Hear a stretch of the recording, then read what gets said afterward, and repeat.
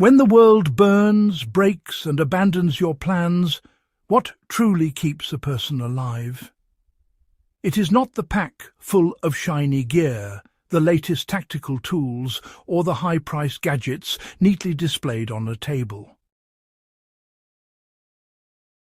For the last century, survival has been sold to us as a checklist, a ledger of items promising security. Titanium, multifunction, extreme grade. These are the words that modern culture associates with preparedness. But history, the hard, unyielding record of humanity's past conflicts, tells a very different story. In World War II, men did not survive because they had the most advanced equipment. They survived because when chaos obliterated their plans, when vehicles burned, when packs vanished into mud, there was still something they could reach instantly, without thought. Their lives often depended on the contents of a pocket. That is the truth modern survival culture rarely confronts, and it is the story we are about to explore. Before we dive deeper, if you value learning from history, understanding how lessons of the past still apply today, then like this video, share it with fellow enthusiasts, comment below with your thoughts, and subscribe to The Hard Past to stay connected to this kind of content. Now let's begin. World War II and the collapse of romantic gear. The Second World War, well, it really shattered the notion that preparedness could be measured in neat kits or elaborate planning. Supply lines failed, units were scattered, vehicles burned, and soldiers landed with nothing but what they wore. In those moments, a pocket was no longer just storage. It became survival itself. Every tool had to earn its place. Not through clever marketing, not through impressive design, but honestly through absolute necessity. Weight, durability, and reliability became the ultimate metrics. Soldiers did not tolerate multipurpose tools that performed every function poorly. They demanded a few functions executed perfectly every time, under the harshest conditions. In Normandy's mud, the frozen forests of the Ardennes, or the deserts of North Africa, fragile or complex tools failed. Simplicity, tested against blood, sand, and extreme weather, endured. History filtered gear like nature filters species. Anything fragile or dependent on precision vanished, leaving only what could be trusted. Understanding the pocket core.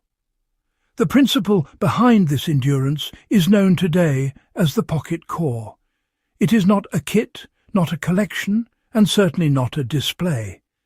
It is a system built on three unyielding rules: immediate access, independent function, and no cascading failure. A soldier needed a tool ready at hand, able to work alone and able to survive if other tools failed. Modern multi-tools often collapse under this logic. Hinges jam, springs snap, and a single failure renders dozens of functions useless. World War II designers, on the other hand, asked one question above all: how did it fail last time? That relentless focus produced tools that tolerated the mess of war: mud, cold, heat, abuse, without complaint. The pocket core was never about aesthetics or impressing others. It was about working when everything else had stopped. The blade function over fantasy. The soldier's knife was not a weapon first. It was a tool meant to interact with the material world: rope, wood, canvas, and, well, occasionally flesh. It cut rations, shaped stakes, scraped grime, and dug shallow positions. Its design was utilitarian, edges worn from use, tips thickened for durability. Every imperfection told the story of daily reality, not fantasy. Modern knives, focused on show or multifunction gimmicks, often fail when tested in genuine stress. A working blade, one that endures, is more than a piece of steel. It is a bridge between human intent and the unforgiving world. The screwdriver. It's really the unsung survival tool. While the knife handles cutting and shaping, the screwdriver embodies leverage, repair, and mechanical survival.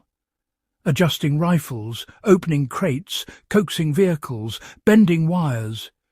These are tasks modern multi-tools promise, but honestly, they rarely deliver under pressure. The screwdriver doesn't require fine motor skills or perfect conditions. You can strike it, twist it, push against it with your whole body. It survives. Its simplicity and independence made it indispensable during the war. And, it teaches a vital lesson today. Tools should amplify skill, not demand it. Separation over integration. The genius of the pocket core lies in separation. Each tool performs a single job effectively. Failure of one does not compromise the others. Multi-tools, clever though they may appear, create a single point of vulnerability. Stress, cold, and fatigue destroy delicate systems. History shows that reliability depends on discipline, simplicity, and the avoidance of cascading failure. Skill above steel. Tools alone never defined survival. The people behind them did. Soldiers were farmers, mechanics, carpenters, and labourers who knew work before war. A screwdriver was leverage, a knife, a shaper, a wedge, a scraper.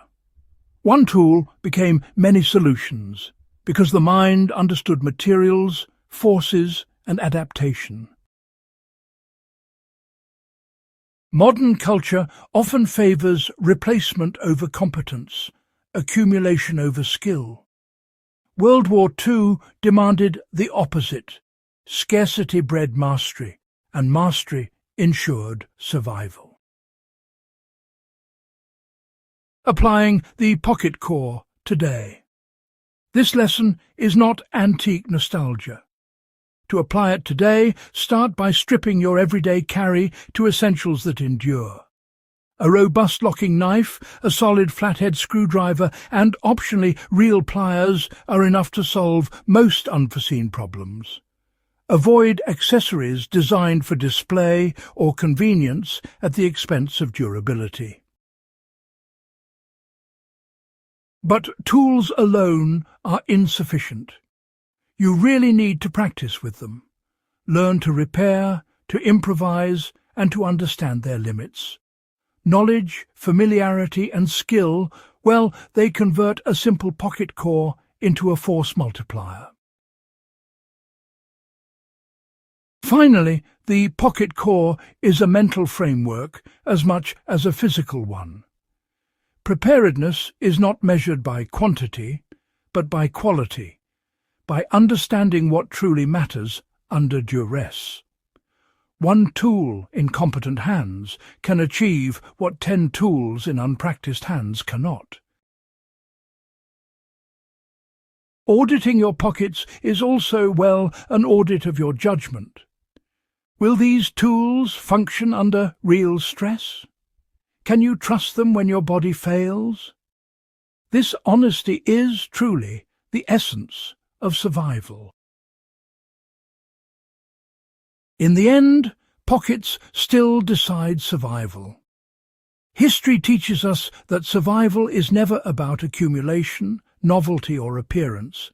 It's always about judgment, skill, and reliability. The pocket core distilled this truth in the harshest conditions imaginable.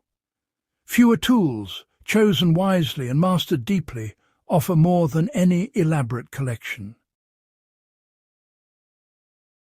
Audit your habits, refine your carry, and remember, survival belongs to what you can reach and use when chaos reigns.